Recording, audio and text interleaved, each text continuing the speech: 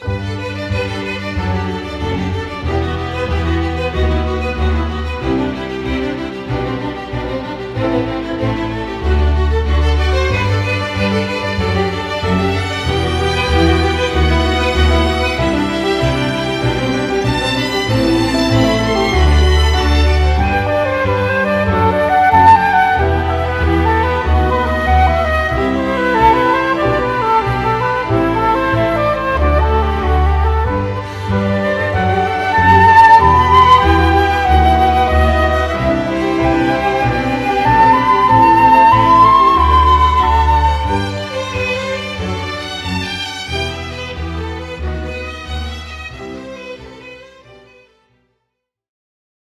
tema de hoje vai ser uma breve história do Ocidente.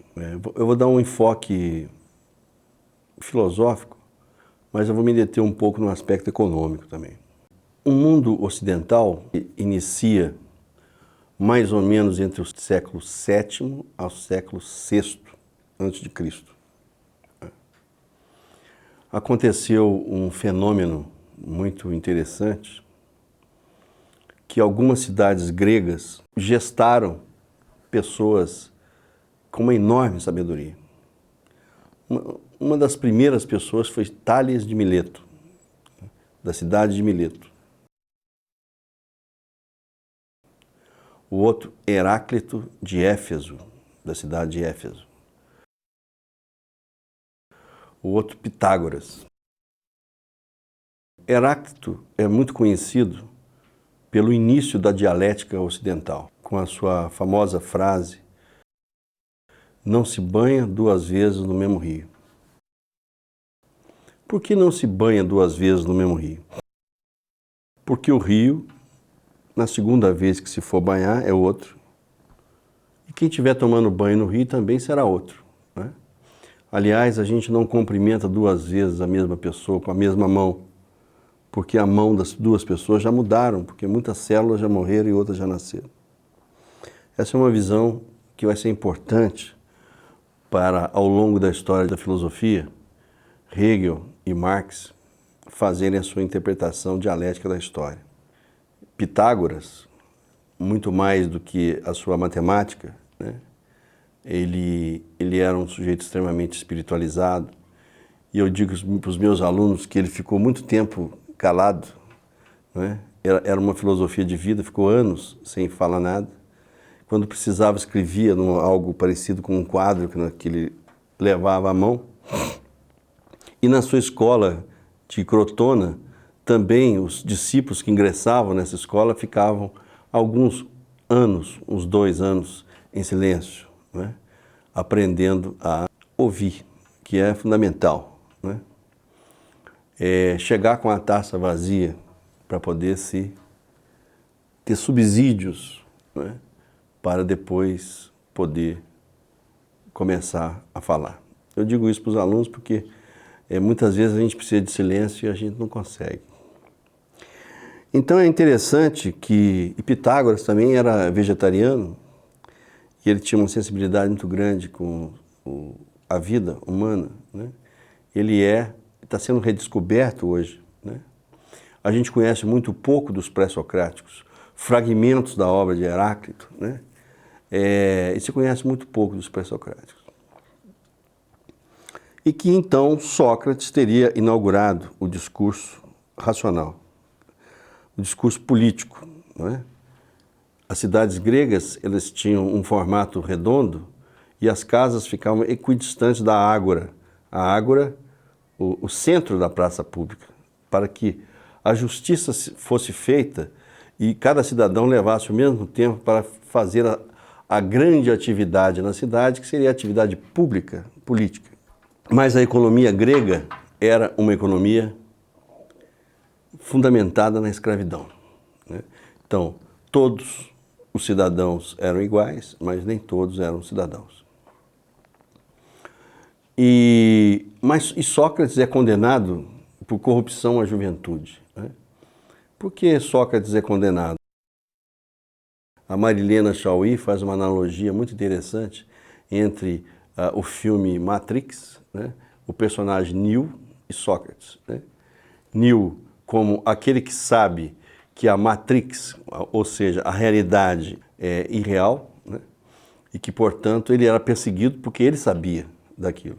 E se ele sabia, ele era o único que poderia denunciar aos outros que não estavam vendo que a realidade não era aquela, e, portanto, ele era uma ameaça para a sociedade. Por isso que o mito da caverna, que Platão, discípulo de Sócrates, vai escrever, porque Sócrates não deixa nada escrito, é tão interessante, né? A história de que havia uma caverna em que os seres estavam olhando assim as sombras do mundo, né? E um dessas pessoas da caverna sai e vai ver a realidade, né? E ele vê a realidade, fica surpreso e volta para dizer aos outros. Só que os outros se rebelam contra ele, acham que ele está alucinado, falando alguma coisa real e tal. Então esse tipo de comportamento é muito importante para os dias de hoje. A gente, quando chega com uma novidade, num curso, ou numa palestra, ou numa sala de aula, isso nem sempre é bem recebido e a gente sofre por isso. Então, Sócrates é condenado a tomar a cicuta. E é interessante que Platão arranja um navio para Sócrates fugir, e Sócrates se recusa a fugir. Porque, sendo ele um verdadeiro filósofo, ele queria que as leis fossem cumpridas. E se ele foi condenado à morte, portanto, ele teria que morrer. E ele não tinha tanto de medo da morte, ele era um espiritualista, né? E ele sabia como é que ele conhecia o processo de morte. Inclusive, ele relata, quando ele toma a cicuta, como é que é a morte. Os pés ficam frios, né? As pernas ficam frias, né? E depois, hoje, quando a gente estuda esse tema, morte, com aqueles que tiveram o Raymond Moody, né? Que escreveu um livro chamado A Vida Além da Vida, e existe um filme que eu recomendo às pessoas, chamado A Vida Após a Morte, baseado nesse livro, né? Existem autores interessantíssimos hoje que escrevem sobre isso. É um tema que eu gosto muito de usar nos meus cursos, né? De filosofia, né? Porque a morte, como disseram alguns filósofos, é o assunto mais importante da filosofia. Filosofar é aprender a morrer.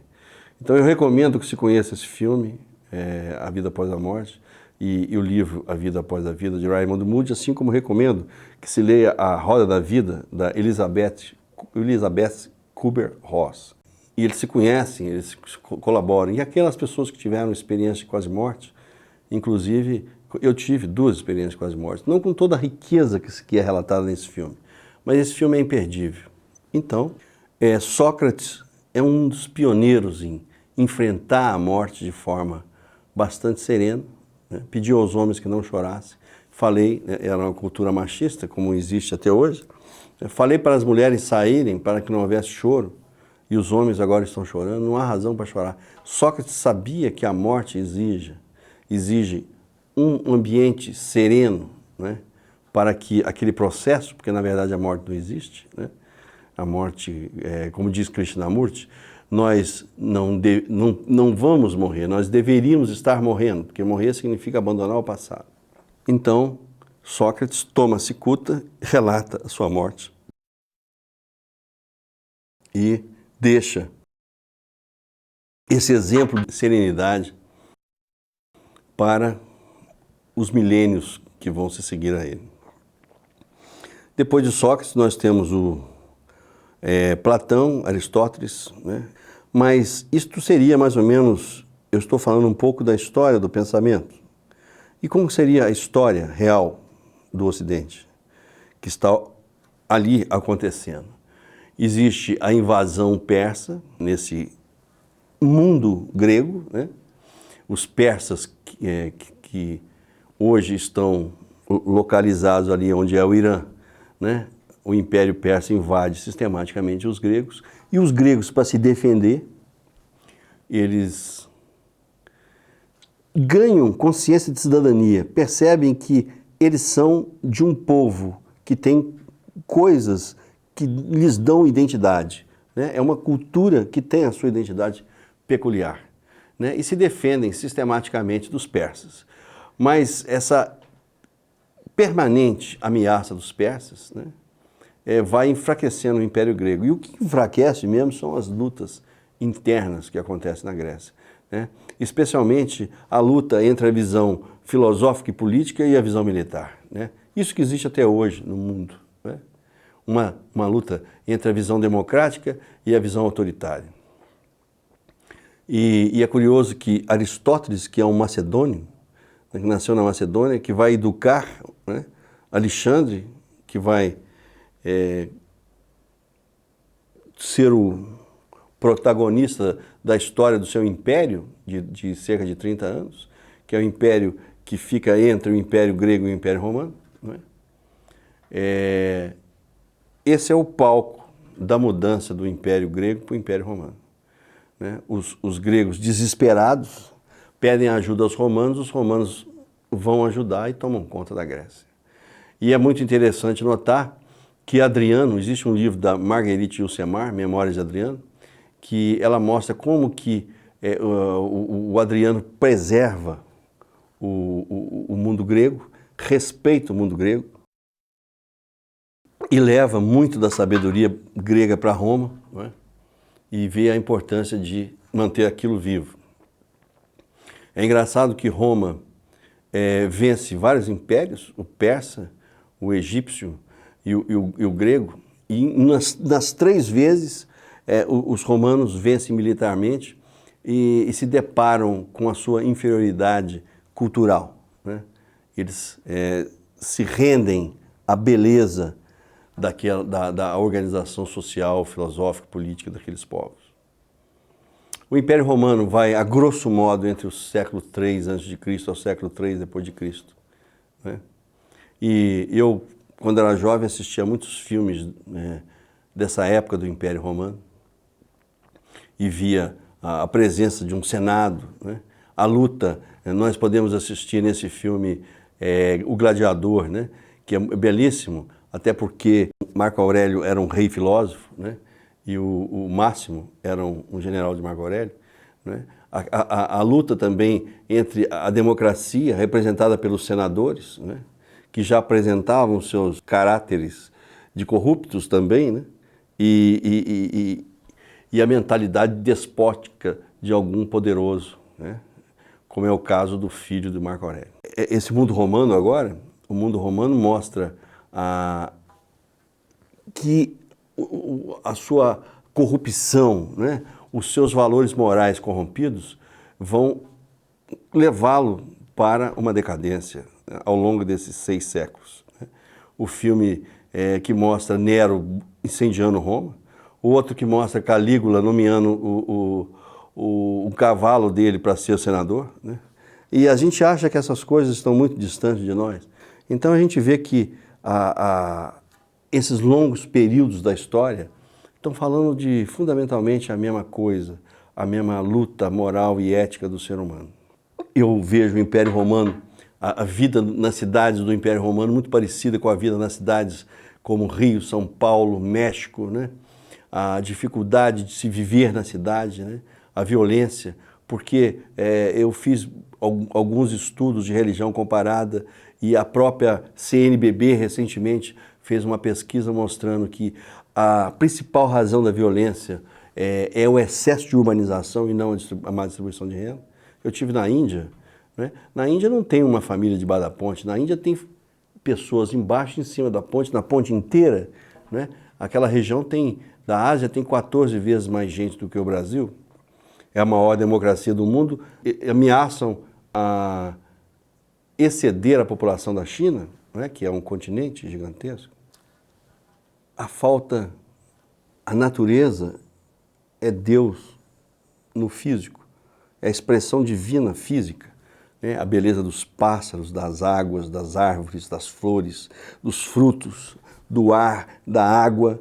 Quando você expulsa essa vida e concreta um espaço geográfico, eu sobrevoei o Rio recentemente, num avião que voava abaixo, né, da aeronáutica, e vi que não existe nenhum espaço que não tenha sido